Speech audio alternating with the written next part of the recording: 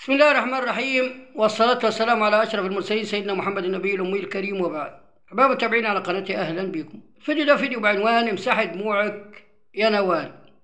المقصود بنوال ده نوال السعداوي، وستنا نوال دي باين تقريبا مش عارف ماتت ولا قاعدة. إن كانت عايشة ربنا يهديها ويلهمها الصواب، ربنا قادر على كل شيء. وإن كانت ماتت ربنا يعني يبشبش الطوبة اللي تحت ودنها اليمين وتحت رجلها الشمال. فحضرت لها فيديو كده، شفت لها فيديو الأول، فالمذيعة بتسألها بتقول لها بتصلي؟ فردت بكل استهجان: أصلي إزاي يعني؟ ده أنا دكتورة. بتصومي؟ أصوم إزاي؟ ده أنا دكتورة. أنت مش عارفة إن أنا دكتورة؟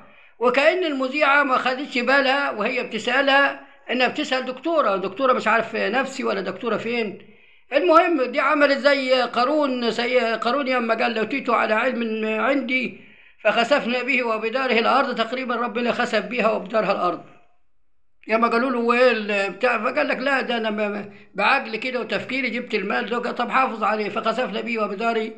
عامله زي قارون بالظبط كده. يما هي يقولوا لها: انت طب مين اللي اعطاك العقل انك تبقي دكتوره؟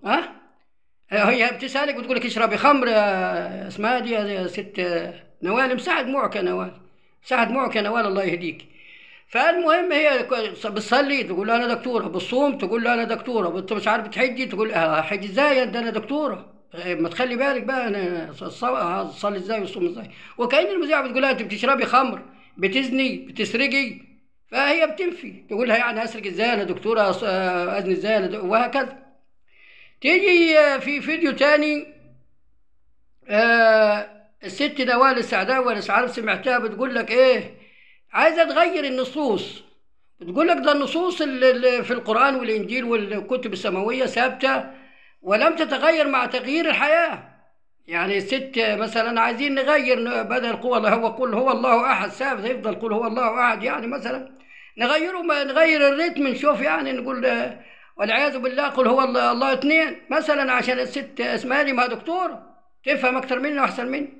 فتقول لك عايزين اذا النص تعارض مع المصلحه فنبدي المصلحه عن النص، نبدي المصلحه عن النص. يعني مش عارف ازاي. طب النص يا دكتوره، يا دكتوره مين يا عم الحاج؟ ده انت ما بتفهمش حاجه خالص. الكتب بتقول كلام زي ده يبقى انت مش بتفهم اي حاجه، ولا دكتوره ولا تفهم يا في الدكتوره خالص.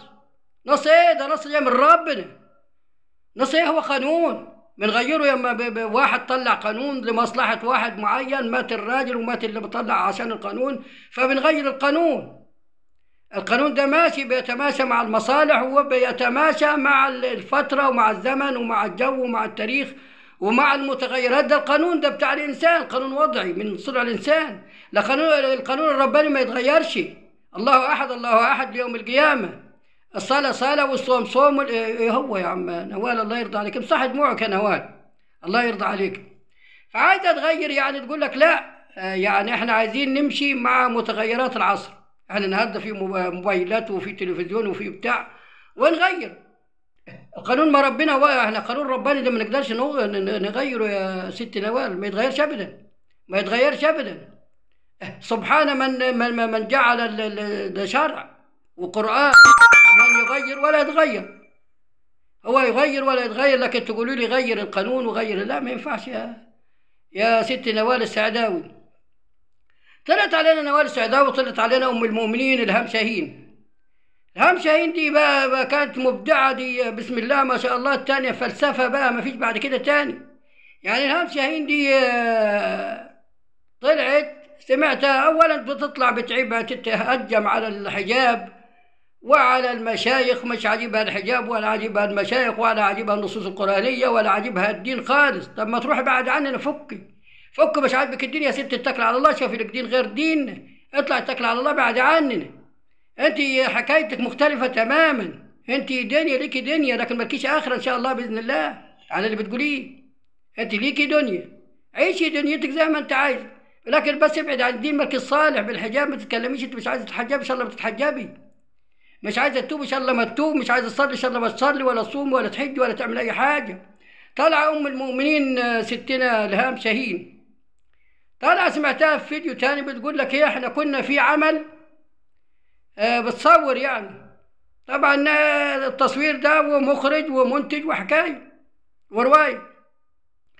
فالأذان أذن، المخرج المحترم، الراجل المحترم، الراجل الذي على خلق على دين، راجل مؤدب، طيب من بيتهم مؤدب وبيئته مؤدب وراجل محترم.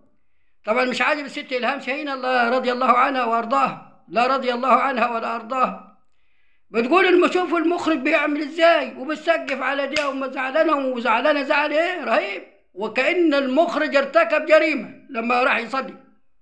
قال المخرج يسيب الاذان يأذن، يسيب العمل، يوقف التصوير وياخد الناس اللي معاه ويروح يصلي. هو راح يصلي